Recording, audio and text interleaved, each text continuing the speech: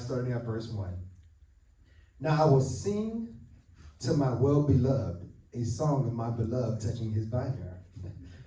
My well-beloved had the vineyard in a very fruitful hill, and he fenced it and gathered out the stones thereof, and planted it with the choicest vine, and built a tower in the midst of it, and also made a wine press therein. And he looked that it should bring forth grapes, and it brought forth wild grapes. And now, O inhabitants of Jerusalem and men of Judah, judge, I pray you, betwixt me and my vineyard. What could have been done more to my vineyard that I have not done in it?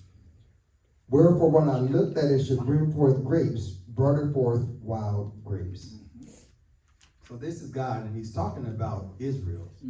He's talking about how he had taken care of Israel, set it up with the choicest vine, put the hedge around it, took all the stones out of the soil, did everything to make this thing bring forth grapes. And it brought forth wild grapes. And then verse 20. Woe unto them that call evil good and good evil, that put darkness for light and light for darkness, that put bitter for sweet and sweet for bitter. And then Matthew, the 5th chapter.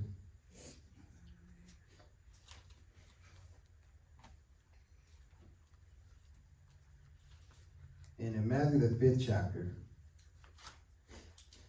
I'm going to read verse 13 through 16. Ye are the salt of the earth, but if the salt have lost his savor, wherewith shall it be salted? It is thenceforth good for nothing but to be cast out and to be trodden under foot of men. Ye are the light of the world. A city that is set on the hill cannot be hid. Neither do men light a candle and put it under a bushel, but on a candlestick, and it giveth light unto all that are in the house. Let your light so shine before men, that they may see your good works and glorify your Father which is in heaven. 1 Corinthians, the 15th chapter, verse 33 and 34. 1 Corinthians 15:33 says, Be not deceived. Evil communications corrupt good manners. Awake to righteousness and sin not. For some have not the knowledge of God. I speak this to your shame. And then finally, 2 Corinthians, the 3rd chapter, verse 1. Do we begin again to commend ourselves, or need we, as some others, epistles of commendation to you, or letters of commendation from you? Ye are our epistle, written in our hearts, known and read of all men. For as ye are manifestly declared to be the epistle of Christ, ministered by us, written not with ink, but with the Spirit of the living God, not in tables of stone, but in fleshly tables of the heart. And if I was to title the message, the title would simply be Shine On. Shine on. Shine On. We started off in Isaiah, the 5th chapter. In Isaiah, the 5th chapter, verse 1, we find the parable where they plant a vineyard. And as they plant it, as I said, they take out all the stones. They try to get the choicest and the finest soil, the best vine to bring forth the sweetest grapes. And after doing everything they could to make sure that the light shined just right, is watered perfectly, everything that God can do to Israel, it brought forth wild grapes. And then as we skip down to verse 20, it said, Woe unto them that call evil good and good evil, that put darkness for light and light for darkness, and put bitter for sweet and sweet for bitter. Now when you read the word woe, the woe is a proclamation that is a warning. And there's a warning that is saying that what's going to follow next is distress and grief. And distress and grief is not just talking about that of a physical sense, but even the mental sense. Whenever you read the word woe, W-O-E in the Bible, you can expect that what's to follow is distress and grief, anguish, great anguish, profound anguish. Keep in mind, if we was to read in the book of Revelations, it says, Woe unto the inhabitants of the world, for the devil is come upon you with great wrath, knowing he hath but a short time.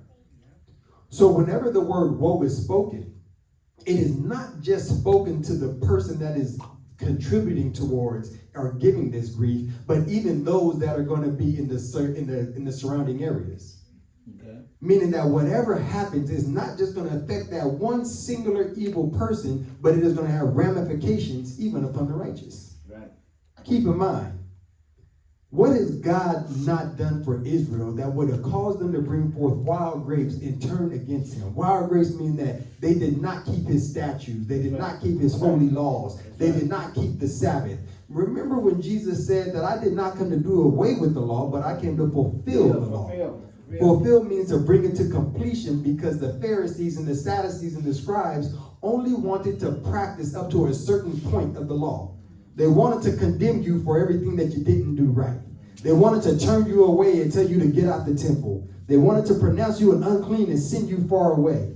Just last night as I was talking to Lauren, I was telling her, I said, isn't it amazing that people feel like they have to do and get perfect before they come to church?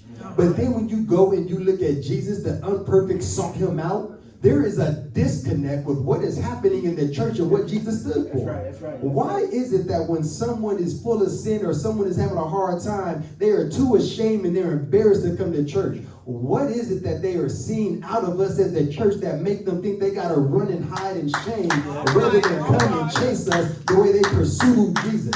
I remember everybody will pursue Jesus with such vigor, with such zeal, because they knew that if I could just get to Jesus, then my fever will break. If I could just get to Jesus, my baby will rise. If I could just get to Jesus, I will walk again. If I could just get to Jesus, I will see again. If I could just get to Jesus, I will hear again. But for whatever reason, why are they not seeing Jesus in this church that makes them say, I'm going through it in life. I can't wait for Sunday so I can get back to church. I can't wait for Bible class. Why are people not saying, Pastor, bring on Bible class? I need something every day of the week, because if I could just get there, then I know I can stand. For some reason or another, there has been a disconnect that has said, no matter everything I've done for you, it's still wild grapes. So then he says, woe unto them that call evil good and good evil. Are we not living in such a time? When you think about everything that is happening now, we are living in a time where everything that is evil is praised to be so good. And everything that is good is excluded and saying, get that out of here. I just had a conversation not too long ago with someone I used to work with.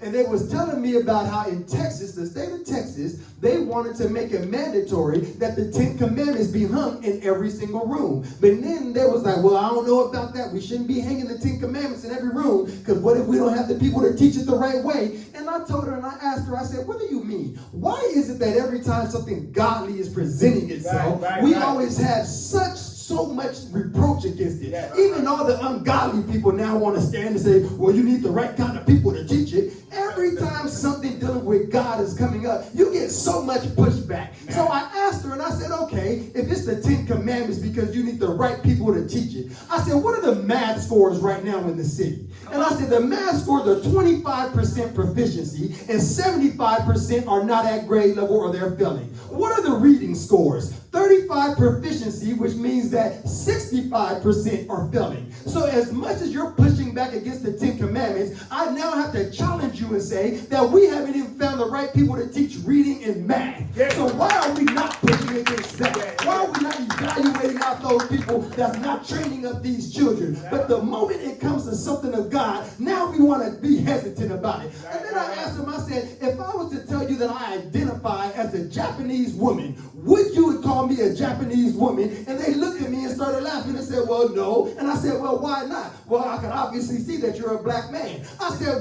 but why is it the moment I say that I just want to identify as a woman, I am forced to have to listen to this man, and I am forced now to present it in curriculum, and I am forced to, well, they're just kids. They just kids. So if the kid comes and my son said all of a sudden, he's no longer Javon, he's now Javonna, that's just a kid. You got to be okay with them. And I said, that is foolishness to me. Because the adults that know are going to sit back and allow this illness to set in and cause you to deter. So at what point do you make the transition from saying saying that you are no longer a child, you're an adult. But if I have trained up a child in this foolishness, there is never a good time to take them out of that foolishness, because as they get older, they get worse. Because when adults get older, what makes them worse than a child is they now have the resources to carry out such calamity. They now have the money to carry out perversions. They now have the car to drive them over to do the wrong thing. They now have an influence to influence others to follow. So this, when I read, woe unto them that call evil good and good evil, I look and now I see that movies are being made about the Joker. Well, I always knew the Joker to be a villain, but by the end of the movie, people are now cheering for the villain because I can now empathize with the villain. I've always known dragons to be evil, but now I look where dragons are these majestic creatures that if you could just touch their power, you could be endowed with such magic. Now, I've always known these things to be perversions, but we are finding a way to call good things evil and evil things good. And God is saying, when that happens, whoa, because I'm giving you a warning, because with that comes great grief. With that comes the mental illness. With that comes physical pain. So when I look at it, I then see that Jesus said to us in the book of Matthew, ye are the salt of the earth and the light of the world. But if you are a salt that has lost its savor, then what good are you than to be just thrown out there and trodden underfoot? Woe, children of God. Woe, church of Christ. The reason why I'm saying woe to the church is because once you have lost your savor, meaning that once you have lost what makes you salty. Salt is sodium chloride. Sodium chloride within itself is just naturally salty. So I asked and I had to research, Pastor, to find out how in the world can salt no longer be salty. And what I found out is when salt is exposed to moisture, moisture can cause salt to become less salty. It can become less effective. When salt is now contaminated with vinegar and acidics, or when it is diluted with water, it can make it less salty. Now, so what is it about salt? Salt is aseptic. Aseptic means that it stops the spread of corruption. So when you put salt on something, corruption can no longer spread. So I had to wonder and ask myself, well, if the church is the salt of the earth, the church should be stopping the spread of corruption. But since corruption is running rampant, that means that the church is somewhere along the line has lost its saltiness. And somewhere along the line has lost its power. So now, the only thing the church is good for, according to this, is being thrown under and walked over. But I'm here to tell you today, saints of God, when you look and wonder how in the world can salt lose that savor when it is diluted. Diluted means that it takes water. In the Bible, water represents life. What causes you to lose the saltiness? What causes you to lose that power? What causes you to lose that aseptic is the life that you live. This is why the more I live life and the more I'm around evil people, the Bible said in Corinthians, evil communications corrupt good manners. So the more I allow you to act wicked around me, the more it is taking away my power and it's stripping me of my power. Where are the people of God? When will you start to stand up? When will you start to condemn the profanity? When will you start to condemn the pornography? When will you start to condemn the mental illness and lay hands and say, be healed? I see a boy. I see a girl. Let me tell you about the power that God has put in a woman. He took you from the side of a man. You was the rib. The rib covers the heart. The rib covers the lung. Because if my woman is acting up, Pastor, my heart don't beat the same. If my woman is acting up, Pastor, I can't breathe the same. The rib brings about structure and allows me to stand straight up. So when you're acting up and we're not on one accord, I can't stand the way I need to be able to stand. So please protect me and walk in your femininity. Men of God, I need you to please stand up and say, I am a man. It is okay to be a man. It's okay to be a man that understands what it means to feel emotion. It's okay to cry sometimes. I just told Lauren last night, I said, think about it. In today's time, we would call David soft because David says, oh my Lord, my heart is broken. My spirit is so contrite. Men would tell you today to say, oh, that's just soft. That's a little sissified of them. But I'm here to tell you that David knew that there was a voice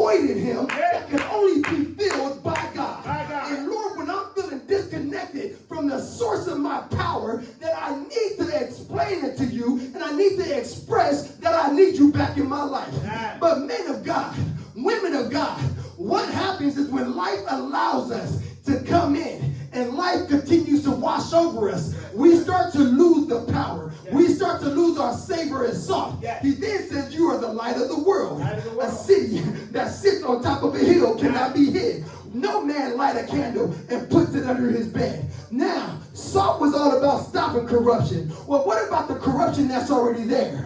Well, that's why he said you're the light of the world. Not only are you to stand and stop it, but now you got to be the light and expel it.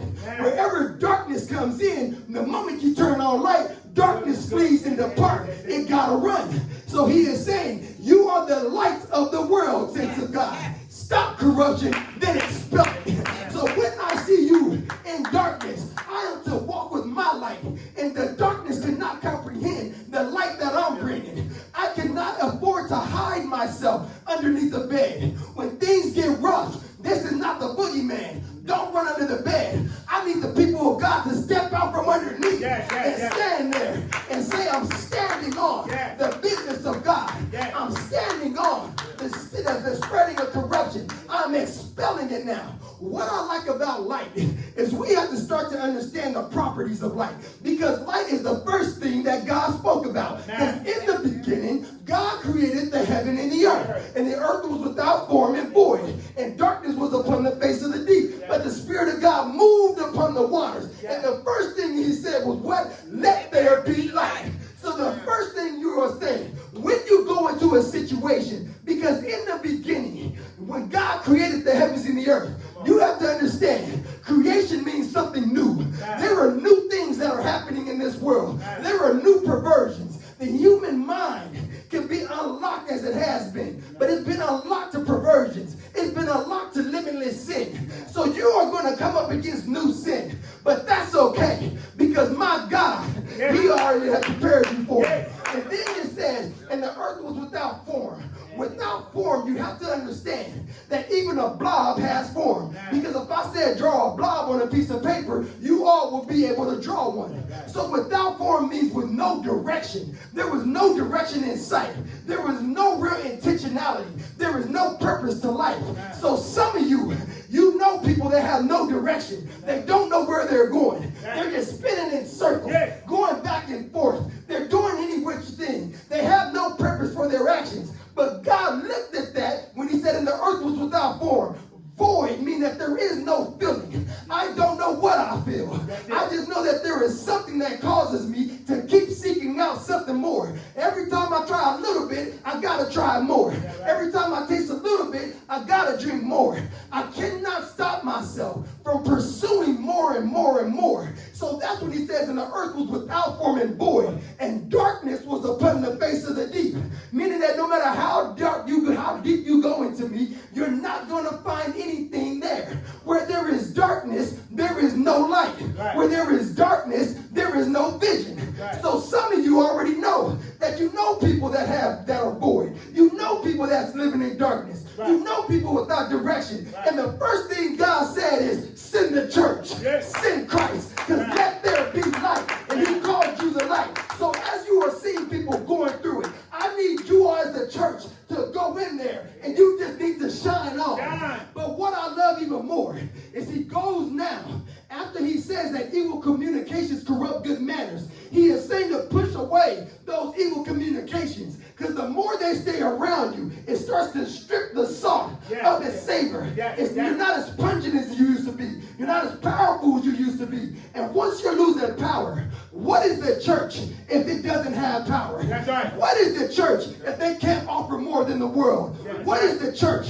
Even in Romans it says, the creature waited for the manifestation of the sons of God, because it did not go willingly. So the creature itself groans because it wants to be delivered.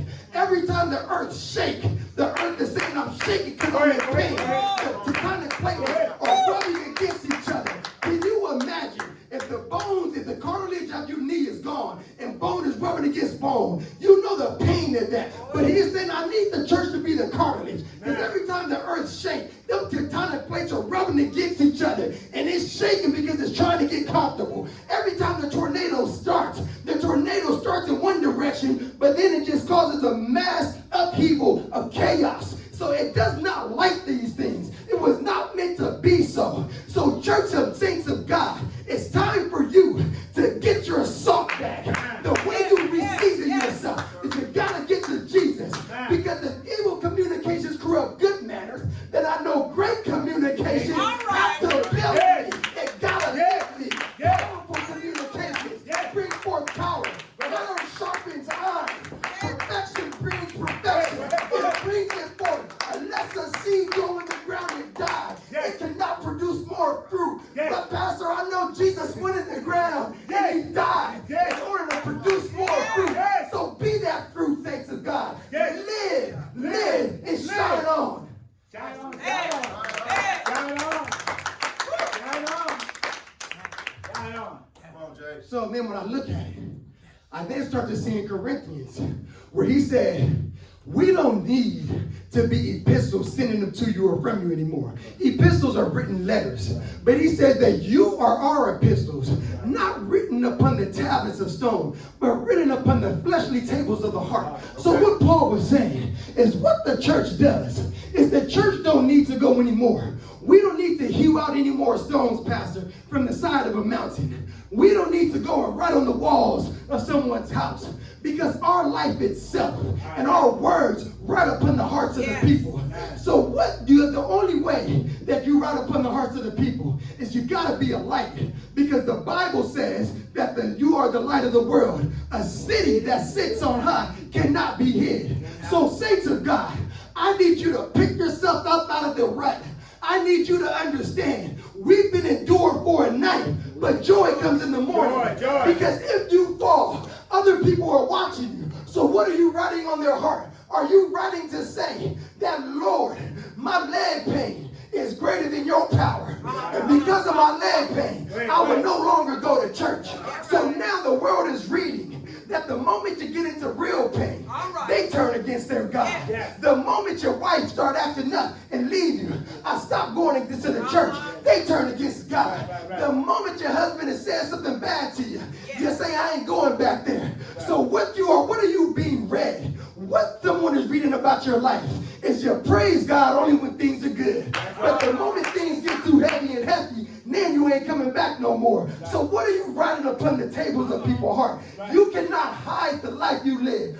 Once people know you're a Christian, you will be watched. Some people are watching, waiting for you to fall. Some people are watching, waiting for you to cuss. Some people are watching, waiting for you to cheat. Some people are watching, waiting for you to just be completely disseminated. Because once you are completely decimated, then they can go back and say, I knew that thing that he was doing was just a phase. But I need you, saints of God, to stand back on that hill. Let your light shine. Make yourself salty. If you notice that you've been watered down because of the throes of life, I need you to get a little bit of Jesus again. And start to just sprinkle Jesus on yourself more and more. Start to say, Lord, I've lost some savor. And the only way I can be seasoned again is if you just rain down on me. If you sprinkle yourself on me. Because when I respond the way you respond, only thing they gonna say is, that is a bad...